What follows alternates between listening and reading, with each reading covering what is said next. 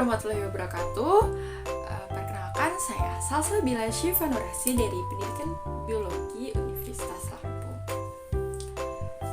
Di sini saya akan membahas mengenai topik pembahasan biologi, yaitu tentang keanekaragaman hayati.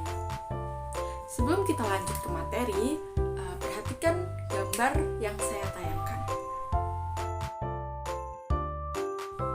Setelah melihat gambar yang sudah saya tampilkan, apa yang teman-teman pikirkan? Kok bisa ya? Kacang banyak sekali macamnya dan berbeda-beda, tetapi itu semua disebut dengan kacang. Nah, teman-teman, ternyata peristiwa tersebut adalah bentuk keanekaragaman hayati loh. Untuk lebih jelasnya, simak penjelasan berikut ini yuk. Jadi, apa sih keanekaragaman hayati itu?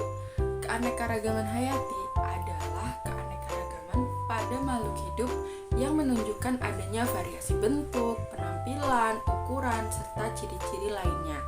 Keanekaragaman hayati disebut juga biodiversitas yang meliputi keseluruhan berbagai variasi yang terdapat pada tingkat gen, jenis, dan ekosistem di suatu daerah.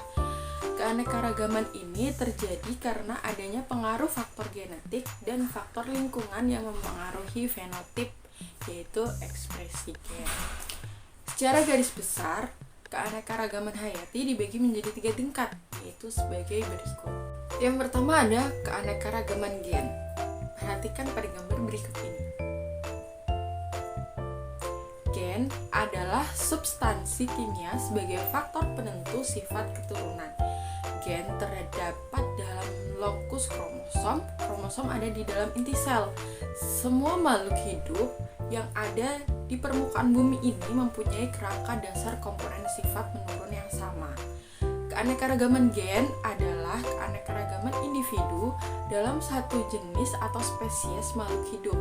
Keanekaragaman gen menyebabkan bervariasinya susunan genetik sehingga berpengaruh pada genotip, yaitu pada sifat, dan fenotip, yaitu penampakan luar. Suatu makhluk hidup, keanekaragaman gen menunjukkan adanya variasi susunan gen pada individu-individu sejenis. Gen-gen tersebut mengekspresikan berbagai variasi dari satu jenis makhluk hidup, seperti tampilan pada warna mahkota bunga, ukuran daun, tinggi pohon, dan sebagainya. Variasi dalam spesies ini disebut varietas. Setiap individu tersusun atas banyak gen. Bila terjadi perkawinan atau persilangan antar individu yang karakternya berbeda akan menghasilkan keturunan yang semakin banyak variasinya. Hal ini terjadi karena pada saat persilangan akan terjadi penggabungan gen-gen dari masing-masing individu melalui sel kelamin. Hal inilah yang menyebabkan keanekaragaman gen semakin tinggi. Tingkat keanekaragaman gen ternyata tidak terdapat pada gen saja, melainkan ada juga faktor lain yang berperan mempengaruhi keanekaragaman ini, yaitu lingkungan.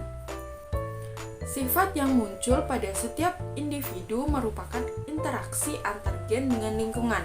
Dua individu yang memiliki struktur dan urutan gen yang sama belum tentu memiliki bentuk sama pula karena faktor lingkungan mempengaruhi penampakan atau fenotip atau bentuk.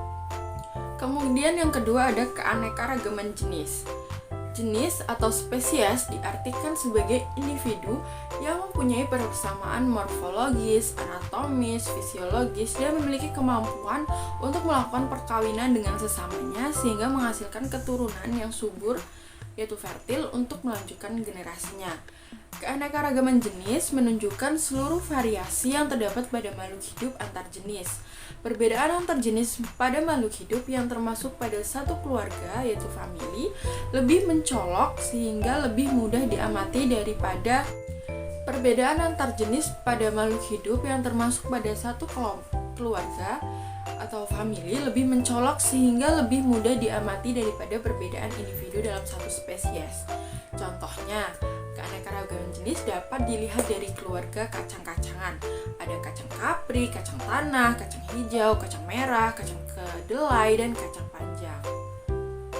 Baik, cukup sekian yang dapat saya sampaikan. Apabila ada kurang dan lebihnya, saya mohon maaf. maaf dan saya akhiri.